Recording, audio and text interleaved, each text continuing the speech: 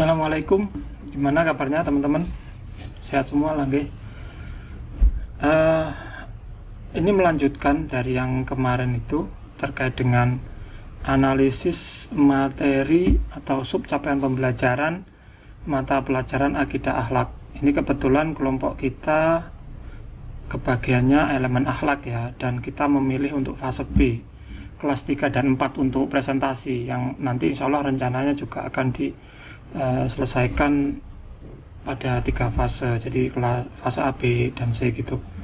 Oke, ini ada beberapa modifikasi sesuai saran teman-teman juga, dimana pada domain pengetahuan yang sebelumnya berupa dimensi pengetahuan begitu, terus juga ditambahkan domain pengetahuan prinsip dan juga domain pengetahuan hukum.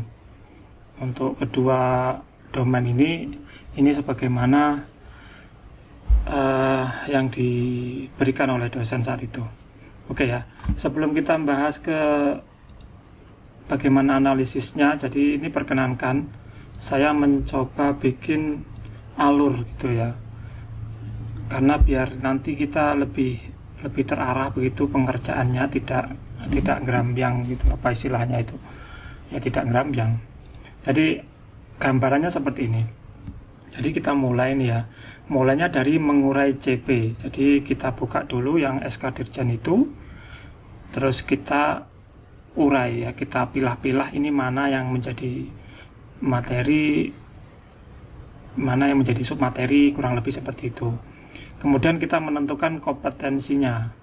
Jadi kompetensinya itu apa? Jadi materi itu nanti akan menuntut kompetensi berupa apa gitu. Misalnya kompetensi mengingat nama-nama atau sifat-sifat Allah itu kan mengingat, maka mungkin itu adalah kompetensinya dalam hal kognitif atau pengetahuan. Mungkin juga ada kompetensi keterampilan dan lain sebagainya. Jadi ini dimana kita menentukan terlebih dahulu kompetensi yang berhubungan dengan sub capaian pembelajaran. Nah, kedua langkah ini nanti dijadikan satu di tabel analisis. Oke, kemudian jika sudah, kita masuk di tahap berikutnya, yakni pengumpulan referensi dan media ajar. Jadi kalau sudah ketemu materinya, ketemu kompetensinya yang ingin dicapai, kemudian kita kumpulkan referensi dan media-media yang mendukung dari materi tersebut. Setelah sudah terkumpul, maka kita lanjutkan dengan menyusun materinya.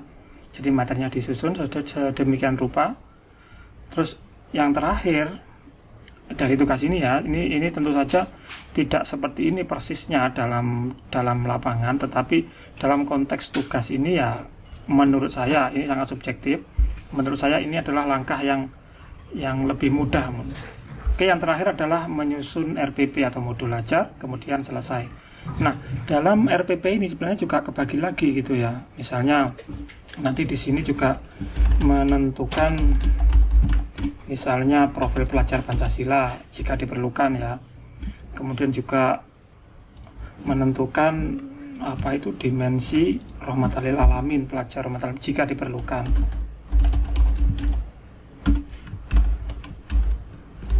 Misalnya ya.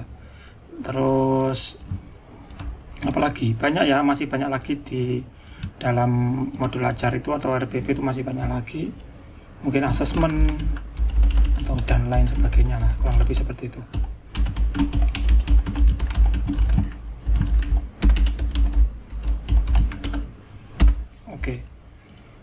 Oke ya, ini kurang lebih seperti ini langkah-langkah yang membantu nanti kita memetakan apa yang harus kita kerjakan terlebih dahulu. Oke, sebelum kita masuk ke template, ini juga sudah saya tambahkan referensinya. Ini juga terkait dengan tugas di kelompok 2 ya, kebetulan. Ini ada 2. Jadi ini adalah buku pelajaran akidah akhlak untuk kelas 3, dan mohon diingat ini adalah kurikulum ke-13. Ini kan kelihatan tuh. Nah, jadi ini bukan yang kurikulum merdeka, tetapi setidaknya nanti kita bisa mungkin meniru lah setidaknya layoutnya, mungkin terus niru peta konsep atau mungkin ngambil gambar dan lain sebagainya. Ini seperti ini. Nah, itu yang dua buku. Jadi ini kelas 3, kelas 4 karena kebetulan kelompok kita kan fase B gitu. Nah, ini yang tidak kalah penting adalah contoh TP dan ATP.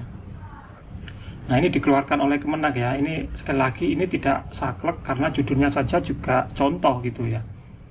Jadi ada TP, ATP, modul ajar ini dikeluarkan oleh Kementerian Agama sebagai referensi ya. Kalau kita mungkin stuck atau mungkin bingung sebenarnya modul ajar itu kayak apa, perangkat ajar itu kayak apa, nanti di sini sudah ada contohnya banyak ya. Nanti seperti ini ya. Termasuk alokasi waktu dan lain sebagainya. Nah, teruntuk tugas kita itu ada di halaman 18. Mana ya tadi? Kita coba halaman 18. Nah, ini dia. Nah, kebetulan kan kita elemen akhlak, fasenya fase B.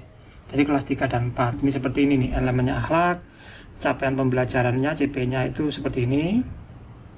Ini sama persis ya dengan punya SK Desain Pendis. Saya lihat lagi. Saya lihatkan.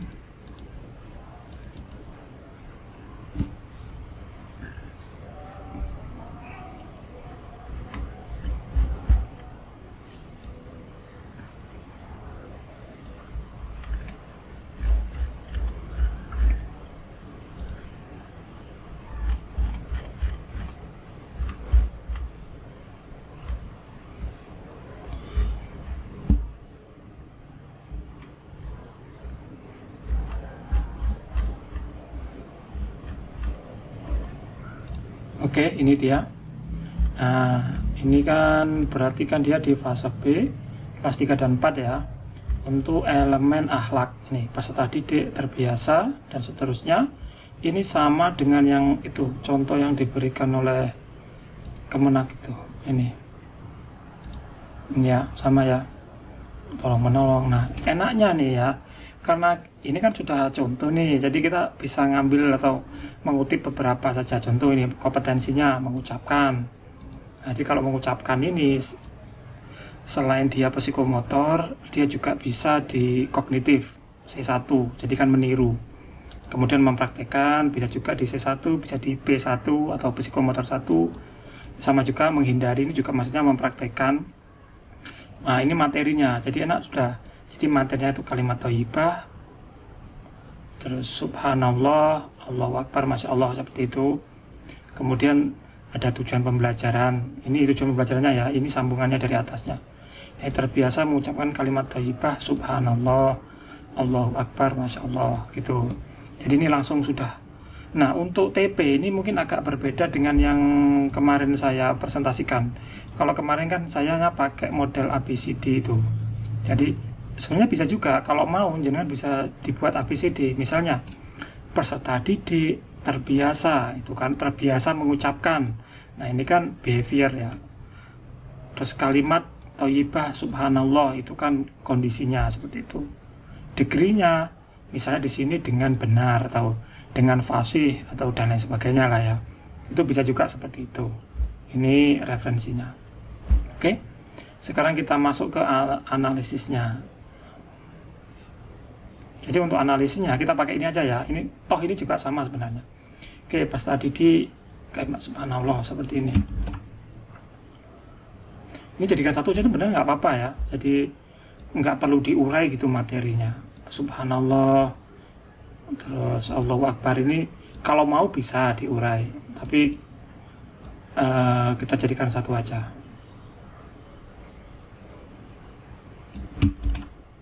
Itu ya, karena di sini materinya cuma satu gitu.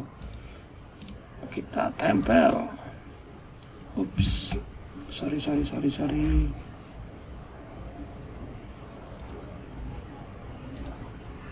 Bukan ini.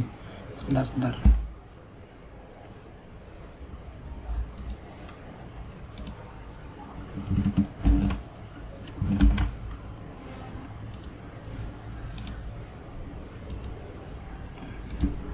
Oke ya, kita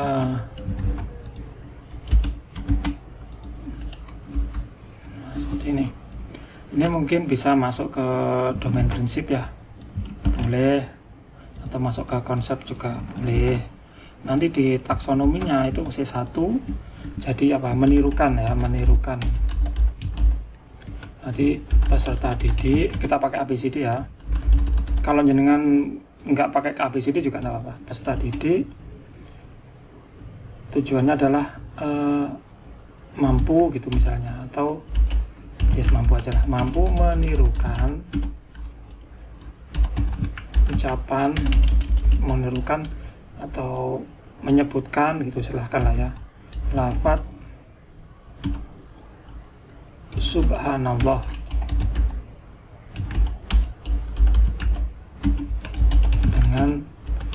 dengan benar. Oke. Kalau untuk domain P1-nya, psikomotor satunya itu mempraktekkan. Jadi mempraktekkan. Bener gak sih? Alah iyalah. Nanti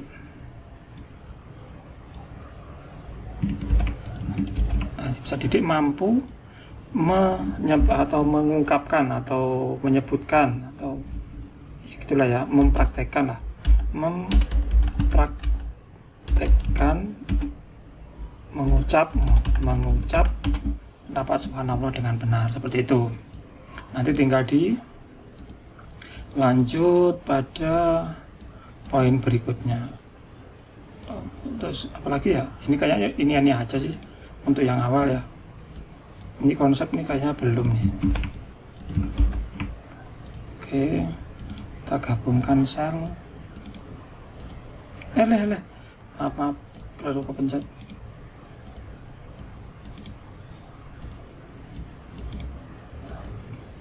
Nah, seperti ini ya, tinggal dirapikan aja. Oke. Nah, seperti itu. Nanti lanjut lagi di materi berikutnya. Oke, sebenarnya ini bisa kita urai juga kalau mau ya. Misalnya menguat kalimat thayyibah subhanallah. Nanti kita ulang lagi nih. Kayak thayyibah Allahu Akbar itu misalnya. Kalau mau ya.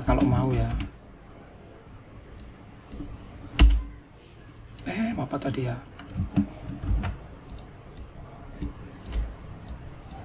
Ini sama, masih berkutat di faktual dan secara prinsip. Ini BTW soal prinsip dan hukum ini saya kurang tahu, jadi nanti jangan tafsirkan sendiri ya. Ini maksudnya apa gitu. Oke, sama masih C1 dan P1 gitu. Itu ya. Nanti setelah analisis selesai, baru kita carikan referensi-referensi yang kita butuhkan. Oke, itu saja. Silakan didiskusikan, apakah ada yang kurang. Untuk kolom-kolom yang lain seperti ini saya rasa nggak usah dijelaskan ya, di video kemarin sudah. Dan ini juga ada belangko kosongnya jika mau dimodifikasi. Itu saja. Monggo kita diskusikan, jika ada kurang-kurangnya saya mohon maaf. Terima kasih. Assalamualaikum.